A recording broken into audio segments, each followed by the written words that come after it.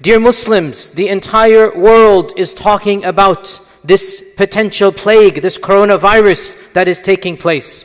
And so I thought that inshallah in today's khutbah, let us look at some of the wisdoms we can derive, some of the morals and lessons that we can learn from what we see around us. For the believer always looks at the wisdom. The believer always tries to derive benefit from every single aspect around him. And today's khutbah, inshallah ta'ala, I will summarize 7 benefits and 7 lessons that all of us can learn from what is going on around us. The first of these 7, to make us humble and to realize that none of us is powerful and only Allah Azza wa Jal is all powerful. No human is superhuman. No human is almighty. All of us are under the control of a powerful Rabb. Look at this virus, the largest country in the world in terms of population, and that is China.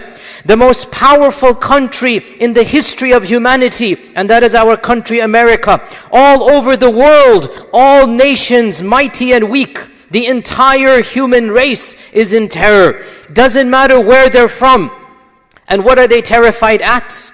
They're terrified at the smallest of the small. They're terrified at something that is a manifestation of life. In fact, scientists even wonder, is the virus technically alive or is it something between life and death? And the virus is the smallest manifestation of any creation. It is around 20 to 30 nanometers in length. To even look at it, we cannot even look at it with a normal microscope. We only can see it from a special type of microscope called an electron microscope. And the electron microscope does not bounce light off of the object. It bounces electrons off of the object. And to give you an idea of how small this virus is, to give you an idea of what is causing all of mankind to be terrified at something so minuscule, just to see this virus, we need to magnify it at least 100,000 times. Now, to put that in perspective, to give you an idea, if we were to take a grain of rice, just a rice seed, if we were to take a grain of rice and expand it 100,000 times, that grain of rice would be as large as 5 or 6 football fields.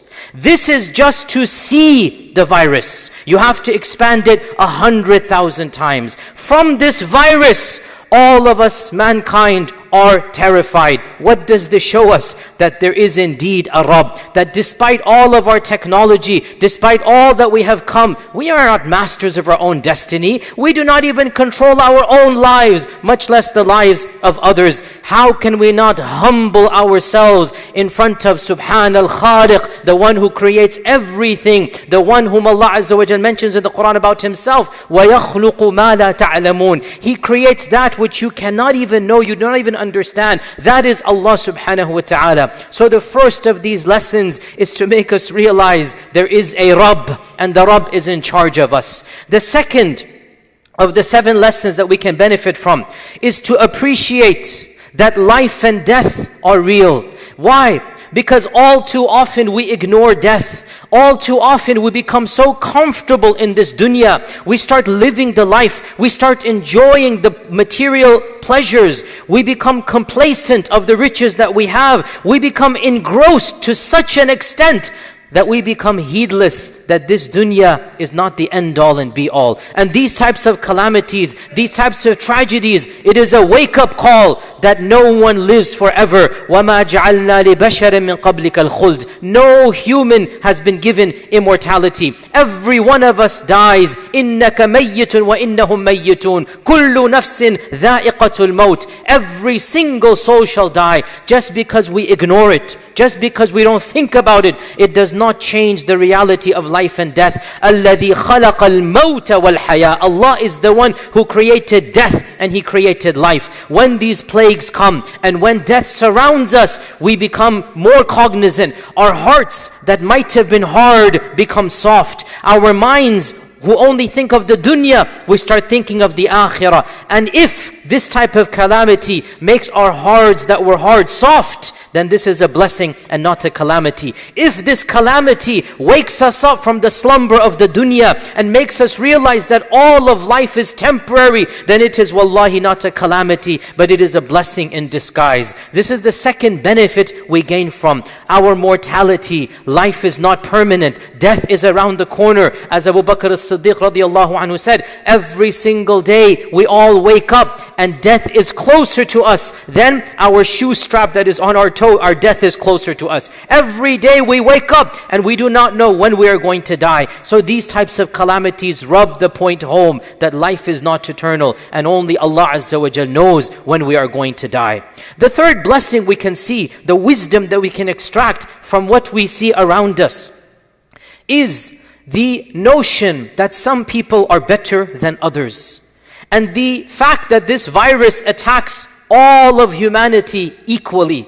It really shows us the foolishness of the superiority complex, the foolishness of racism, the foolishness of thinking my race, my people, my nation state is better than anyone else. No, this virus is attacking all of humanity equally. All classes, the rich and the poor, all ethnicities, the white and the black and the yellow and the brown, all socioeconomic privileges gone. Every single human is equally human. كلكم من آدم وآدم من تراب. Anybody who feels that because I have a certain background, or because my bank account has more, or because my nationality, because my passport, because my irq and my tribe and whatnot, all of this is thrown in the dust. Every one of us, our blood cells are exactly the same. We are all equally human, and all illusions that we create of superiority, of differences between us, all of this is shown to be foolish. And the message of Islam, that the only thing that really separates us is in the eyes of Allah, and that is through taqwa. In this world, we are all equally human.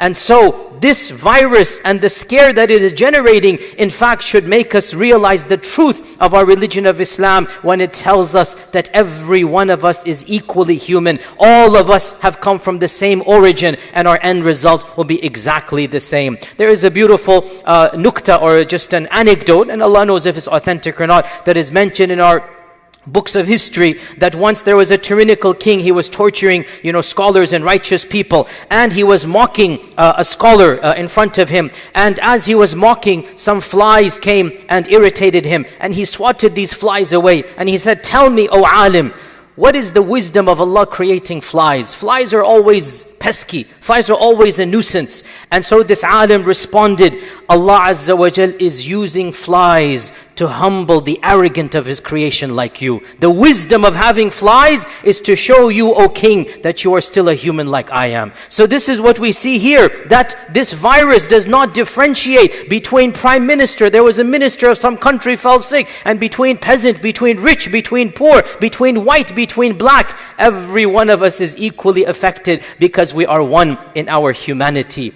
The fourth wisdom that we can derive from what we see around us is to show us that this dunya and the wealth that comes with it and the blessings that come with it is not an indication of success and happiness. No, not at all.